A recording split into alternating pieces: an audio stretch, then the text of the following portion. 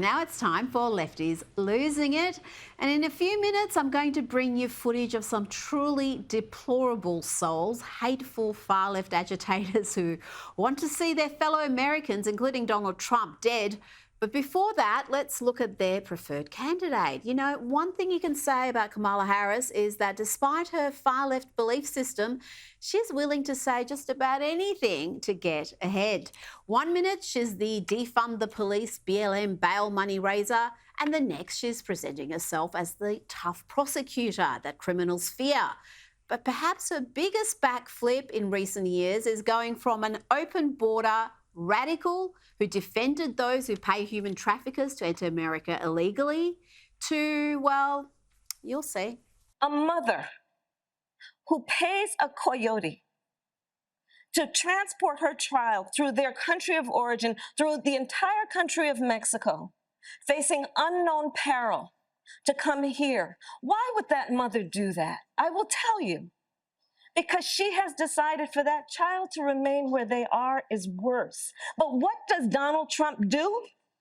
He says, go back to where you came from. That is not reflective of our America and our values, and it's got to end. To be clear to folks in this region who are thinking about making that dangerous trek to the United States-Mexico border, do not come. Do not come. And I believe if you come to our border, you will be turned back. Oh, they did come, Kamala. They came and they weren't turned back. 18 million entered illegally. Well done, Border Czar. Well, that transformation was from 2020 to 2021. Not bad, but she has some ways to go to beat President Biden's latest backflip. Watch what he said 10 days ago compared to his address to the nation earlier today. What's Joe Biden going to do? Is he going to stay in the race? Is he going to drop out? Here's my answer. I am running, and we're going to win.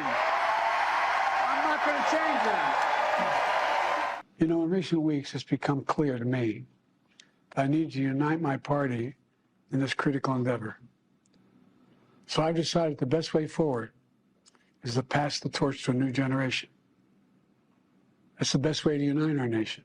That's their idea of democracy, folks, invalidating 14 million votes and just installing a new candidate at the last minute. And what a candidate she is, a far-left ideologue who fans the flames of racial division, who raised bail money for BLM thugs, some of whom went on to commit more heinous crimes, including murder. And she wanted to reimagine public safety. Let's talk about America's failure when it comes to understanding how you create safe communities. And by that I mean this. It is outdated, it is wrong-headed thinking to think that the only way you're going to get communities to be safe is to put more police officers on the street. What we have to do, and what we will do, is reimagine public safety.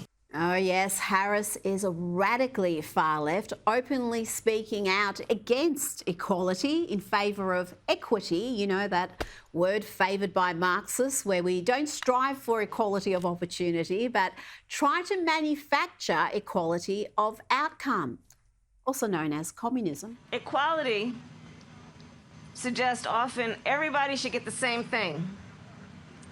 Well, that often assumes everybody started out in the same place, as opposed to equity, which is everyone should end up in the same place. And if you then understand not everybody started out in the same place, you understand some people need more. So we all end up in the same place. Here is President Trump talking about Kamala Harris. That is before she was installed as the presidential candidate. And he talks about her, the way she speaks and her obsession with buses. She speaks in rhyme. It's weird. It's weird. But she has bad moments. And in rhyme? What do you... Well, the way she talks, the bus will go here and then the bus will go there because that's what buses do. And it's weird. The whole thing is weird. This is not a president of the United States future. Who doesn't love a yellow school bus, right? Can you raise your hand if you love a yellow school bus, right? The bus has Wi-Fi and even USB outlets next to every seat. I mean, come on, imagine. You can charge your phone on your way home from work. That's good stuff. She really does love buses, but the Democrats have selected a woman who has long been considered to have among the most far-left voting records in the Senate, something she was asked about a while back and she struggled to give a coherent answer. You're very different in the policies that you've supported in the past. You're considered the most liberal United States senator. Somebody said that, and it actually was Mike Pence on the debate stage. But Yeah. Well, actually, the nonpartisan GovTrack has rated you as the most liberal senator. You supported the Green New Deal. You supported Medicare for all. Deer in the headlights there. Now, you know the Democrats love talking about unity and bringing the country together as they fan the flames of racial divisions and defame half the country as extremists and try to throw their political opponents in jail. And that hate and vitriol, that spreads. Have a look at these hate-filled Americans. Calling them lefties losing it seems an understatement. Get off this overpass, you racist. Your kind is not allowed up here. You come up here all the time. No one stands with you, you racist. What are you gonna do with this video? You are 100% evil. You are 100% You are 100% terrorist traitors to this country, just like him. And God damn you to burn in hell down. You will burn in hell. I'm sorry that the guy was an inch off. That's pretty much what political debate in America has become. We almost got you guys last night. So Donald Trump was recently shot at one of his rallies. How do you feel about that? I wish he would have gotten shot in the forehead. Really? Yeah. I mean, he's basically like teaching our country like what communism is like, so. So you wish death upon someone? Him, yeah, unfortunately. I hate to say that because I don't have hatred in my soul at all. Yeah, she has no hate in her soul except for like wanting Trump to be assassinated and condemning at least half the country. And she's not alone. These divorce from reality clowns are everywhere and sadly they do vote. Watch this woman who was aghast to learn that Trump supporters are doctors. She's shocked. She's shook. I was watching interviews from what happened in Pennsylvania a couple days ago, and I saw an interview with an ER doctor who was trying to render aid to the man who was unalived during the rally. And I could not get over this fact, that there was an ER doctor wearing a MAGA hat and a Trump shirt. This is a guy working in any ER across the country that we would need to trust our daughters and granddaughters to if they were harmed. Someone who would need to give aid to someone who is gay, an immigrant, someone who is trans. And I was mortified thinking about that, horrified. This guy's not just, your run-of-the-mill Republican. He's a rabid Trump supporter, MAGA hat. It's really scary. You're the scary one, ladies. Scary that someone can be that unrelentingly stupid. Now, let's check in with some more Kamala fans, those who can be counted on to vote for her because she's doing such a great job. Just don't ask any of them for any sort of detail or to, I don't know, name a single successful policy. What do you think of her? Is she doing a good job in office? Yeah, I think so. I really like her. Great representation. I feel like definitely it's amazing to have a woman vice president. Pretty solid job. I really do agree with a lot of the policies she's been putting out, and I think she's a great vice president. What policies specifically do you agree with? I don't really know. Can you tell me some? Maybe I don't know what her policies are. Can you name any specific accomplishments that you're super proud of? Off the top of my head, I can't think of many of them. I can't really, to be totally honest. What I really like is that she does kind of give the nation a positive face, being the first woman president. No, not any specific ones particularly, no. So then what do you like about her? Just I think she's doing a good job. What specifically do you like about her? Oh, mine. And that was before she was the nominee. Imagine what their level of devotion is now that the majority of the media has become a full-blown North Korean-style propaganda machine, trying to rebrand Harris as the great saviour. Of course, some are also shedding tears for Joe Biden's sad demise. This next dude is really taking the news very badly.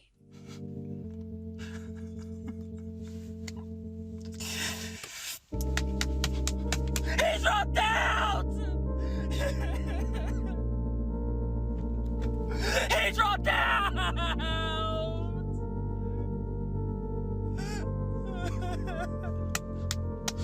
Ah! Joe Biden, please!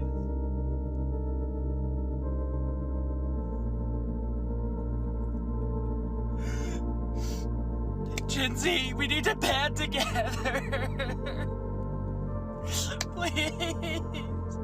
He was for Gen Z's first president.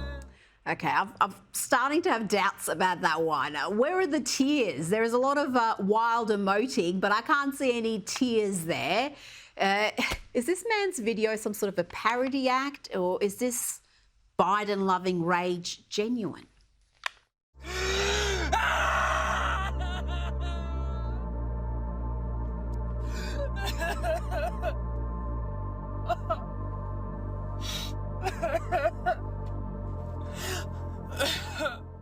I still didn't see any tears. No.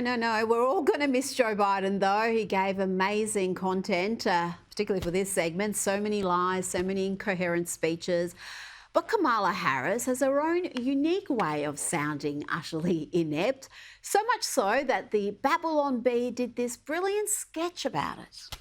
Hi, I'm Oliver Bartholomew, and I'm 16 and a half years old, and I'm the speechwriter for Kamala Harris. Every politics person has a writer, like me, to make good words for them to say. Space is exciting.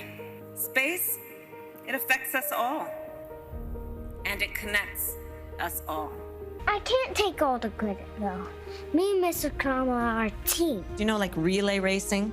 You know, you race and someone passes the baton and then, right? But she kind of is crazy or something. And she kind of scares me. And you can't fake that kind of influence. Remember Venn diagrams, those 3 circles? Right. And then let's just see where they overlap. I did inhale. What else do we know about this population, 18 through 24? They are stupid. You're either born with it or you're either not. It is time for us to do what we have been doing, and that time is every day. Oh, we love the Babylon Bee. Now, let's talk about the many failures of the Secret Service in protecting President Trump, including the likes of Holster Girl. She became famous. And a couple of new DEI candidates have been identified, thanks to X, and thanks to Steve Inman here for the commentary on this next clip. Enjoy. Diversity, equity, inclusion. What does it mean? Well, this is exactly what it means. A couple of overweight cops that can't even catch up with the suspect as Nadine outruns the International House of Pancakes running after her and still can't catch her, and she's off into the night. This is the end result of DEI. Look, hire a woman, but make sure she's qualified for the job. Not because of the color of her skin or who the hell she wants to sleep with. Never catch me with a doctor who is hired based on DEI alone. Fact. I'm sure Secret Service job offers will be forthcoming any second now for those two. Now let's go to France, where the far left are showing just what unpleasant creatures they can be. There is a tradition there that in the first session, the youngest MP acts as secretary and shakes the hands of MPs after they cast their vote. But the youngest member this time around is a member of Marine Le Pen's national rally, the right-wing national rally. So this is how this poor young man was treated by the lefties. Madame Levavasseur, Monsieur Lardy, Monsieur Limongi, Dame Paulet, He's only 22, but he showed a bit more class than the rest of those people. And talking about lack of class, let's check in on these two ladies who equate the American flag with, you guessed it, racism. Flag outside of somebody's house, I just automatically assume you racist. Oh, most definitely. But we felt that way for years. Like, I'm 51, and even as a kid, we knew. It was understood. If there was an American flag at their house, they some racist white. That's just what it was. I thought everybody thought that or knew that. It's funny to see that they're saying it now, and it's like it's kind of new, but no. Yeah, been thinking about that, thought that forever. Joining me now is Sky News contributor Kosha Gader, and we'll get to Benjamin Netanyahu's address to Congress shortly. But first, this is the latest attack ad against Kamala Harris that the Trump team has put out. It's all about just how radically left her voting record has been in the Senate and some of the far left positions she has promoted. If you thought Joe Biden was radical, just wait until you get to know Kamala Harris. She's dangerously liberal. I am Kamala Harris. My pronouns are she and her. You know, for far too long, the status quo thinking has been to believe that by putting more police on the street, you're going to have more safety. And that's just wrong. You're confident this border's secure? We have a secure border. We're not going to treat people who are undocumented across the border as criminals. That's correct. People who are convicted in prison, like the Boston Marathon bomber, on death row, they should be able to vote? I think we should have that conversation. Abolish ICE. Yeah. Is that a position that you agree with? Listen, I think there's no question that we've got to critically re-examine ICE, and we need to probably think about starting from scratch. Alexandria Ocasio-Cortez's new darling of the party. She 60 Minutes this weekend proudly calling herself a radical, and she's promoting policies like saying that every single carbon emission in the country, every car, should be eliminated within the next 11 years, everything from a 70 to 80% tax rate. Do you agree that she could possibly, in this ideology of the socialist left, could splinter your party? No, you know, I think that's fantastic. Kosha, how's she going to distance herself from some of those positions and present herself as a moderate, as a centrist? You know, the race is on to really frame her in the next 2 weeks, because to a lot of people who don't pay attention to the weeds and the ins and outs of politics, they don't know. It's sort of a blank canvas, though she has had a long record. I think how she distances herself is she's going to get a big assist from the media. We're seeing that happen right now already. She might even signal one or two positions a little bit distanced from Biden, potentially. But to me, the bottom line is this, that there's organic popularity and synthetic popularity, and she has never, ever had organic popularity. She's always achieved less than 1% of the vote every time she's run for anything. But she is about to be the beneficiary of the greatest synthetic popularity we've ever seen. Cover girl treatment, record shifting and cleansing, as you mentioned. And I would not even be surprised, Rita, if we see potentially her elevating to the actual office, if they go all the way and push Biden out or convince him to resign, and she actually assumes the mantle of being the first female president, and just what that's going to do to this race. So it's going to be very close. Well, that'll be interesting, because Biden addressed the nation today. It's the first time we've seen him since he went off to recover from COVID and then announced that he wasn't seeking re-nomination. Do you think he can be pressured to step down? Because as an incumbent, she would be in even a better position to win than as the Veep. I do. I was somebody who was kind of 50-50 on whether he and Jill Biden would eventually be successfully pressured to step down or not. But once that happened, to me, the logical endpoint is that it could go all the way. And at the right time, whether it's the October surprise or any other time before that, if the goal for the Democrats is to win the election, what better way than to elevate her to the actual office of president, first female president of color, and just all the tailwinds that would confer upon her. So I would not be surprised if we see that between now and November. And they're trying to present her now as this great law and order figure, the prosecutor, and Trump's a convicted felon. But let's not forget, it wasn't long ago, we're talking back in 2020, during the Black Lives Matter riots, she was raising money for a group called the Minnesota Freedom Fund, helping thugs get back on the streets. People who were rioting, people who were behaving violently. And some of those people who were released went on to commit more heinous crimes, including murder. And Kamala thought the BLM mayhem was a good thing.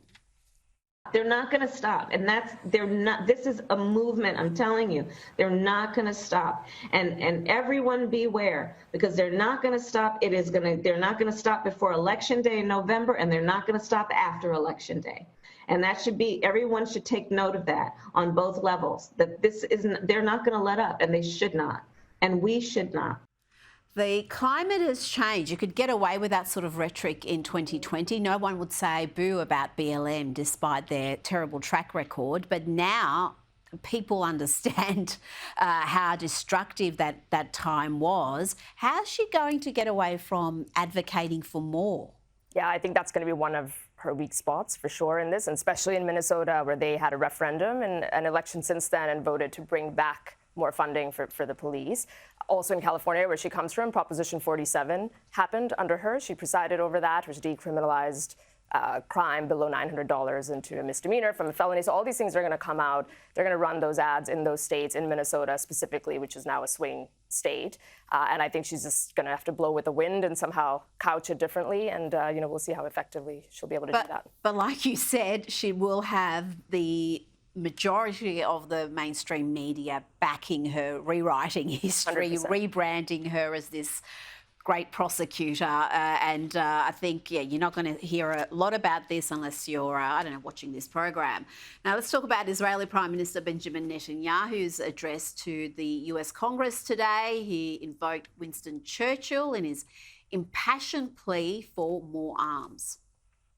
In World War II, as Britain fought on the front lines of civilization, Winston Churchill appealed to Americans with these famous words: "Give us the tools and we'll finish the job."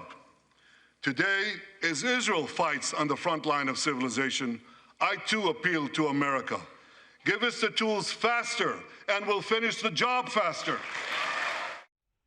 He also made references to the anti-Israeli demonstrations that erupted across DC in the lead up to his address, calling those who support a free Palestine as idiotic followers of Iran. The anti-Israel protests that are going on right now outside this building, not that many, but they're there, and throughout the city. Well, I have a message for these protesters. When the tyrants of Tehran, who hang gays from cranes and murder women for not covering their hair, are praising, promoting, and funding you, you have officially become Iran's useful idiots. One of those useful idiots for Iran was far-left Congresswoman, squad member Rashida Tlaib, who held up a paddle with the words "war criminal" on it for the duration of Netanyahu's speech. But at least she turned up kosher. Neither Joe Biden nor Kamala Harris greeted Netanyahu when he arrived on American soil, and more than 50 members of Congress skipped his speech today. That's not the sign of a great ally when a country is at war.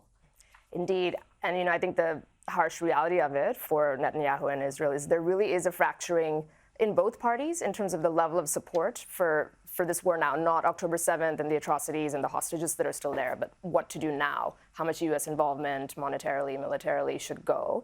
That's on the right. And then on the left, as you point out, Rashida Tlaib and all of them, they have a huge fracturing where you've got a big part of the left of the political base that she represents and others out there doing these protests. They're against this additional support, and that's a tightrope that Biden and Harris are trying to walk, and that's probably why they decided to just avoid the whole thing, because they're trying to appeal to two factions in their base, but I'm not sure avoidance is something that signals strength, and it was curious that Harris didn't actually jump on the opportunity to look more presidential. Well, last week during the Republican National Conference, they started the conference with a prayer for the hostages. That issue was very present throughout. There were parents of hostages who spoke. I will be very interested to see what happens at the DNC, whether there is anything approaching that level of support for Israel, because that fracture within the left is deep, and they've got members of their team who are openly anti-Israel, who are openly anti-Semitic, some of them. It's a good point, and it'll be very telling about which side is more powerful in that base.